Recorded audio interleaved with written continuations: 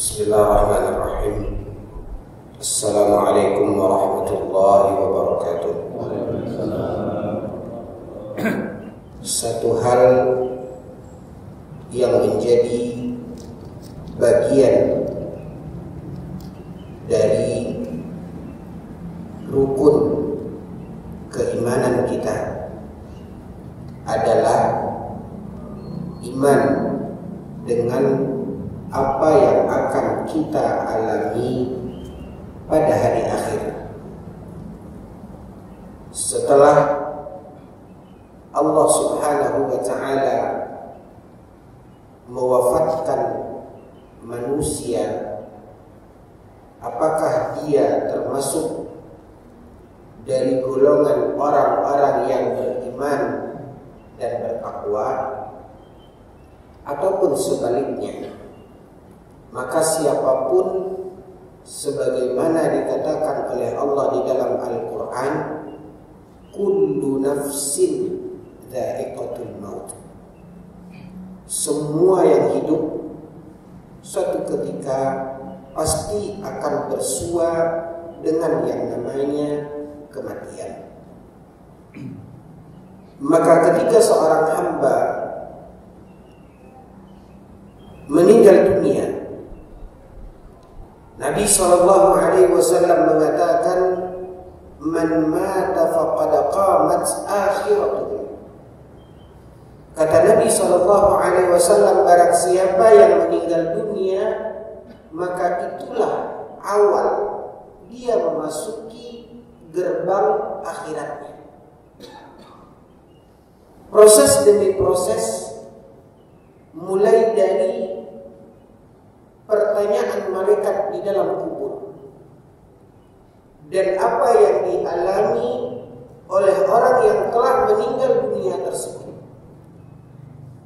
berangkat dari seperti apa dia menghadapi ujian demi ujian, pertanyaan demi pertanyaan yang diajukan oleh malaikat yang Allah Subhanahu wa ta'ala datangkan kepadanya.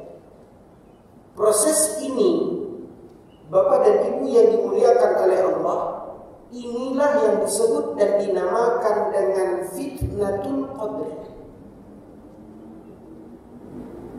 Maka sesuai dengan bagaimana dia menghadapi dan menjalani fitnatul qabr ini, maka itulah yang akan menjadi penentu apa yang akan dia alami selanjutnya di dalam kuburnya. Jika dia mampu melewati pertanyaan malaikat itu dengan baik,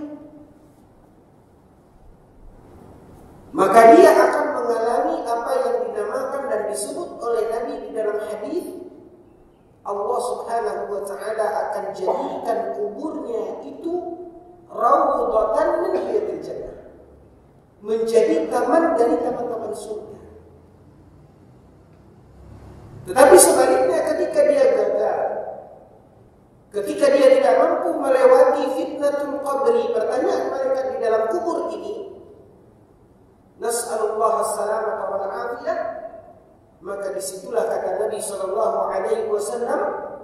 Allah akan jadikan kuburnya itu hufratan min hufari niran, liang daripada liang-liang neraka.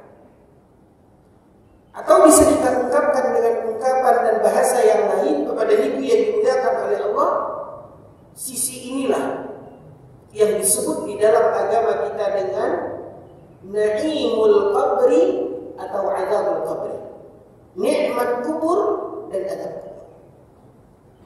Maka ini yang akan dialami oleh seseorang hingga sampai terjadi hari kiamat.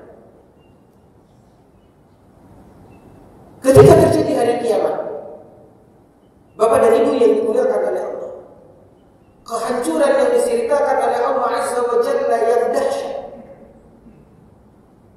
Allah Subhanahu wa ta'ala menceritakan di dalam beberapa surat, di firman Allah Tabaraka wa ta'ala di dalam Al-Quran, bagaimana kedahsyatan hari kehancuran tersebut.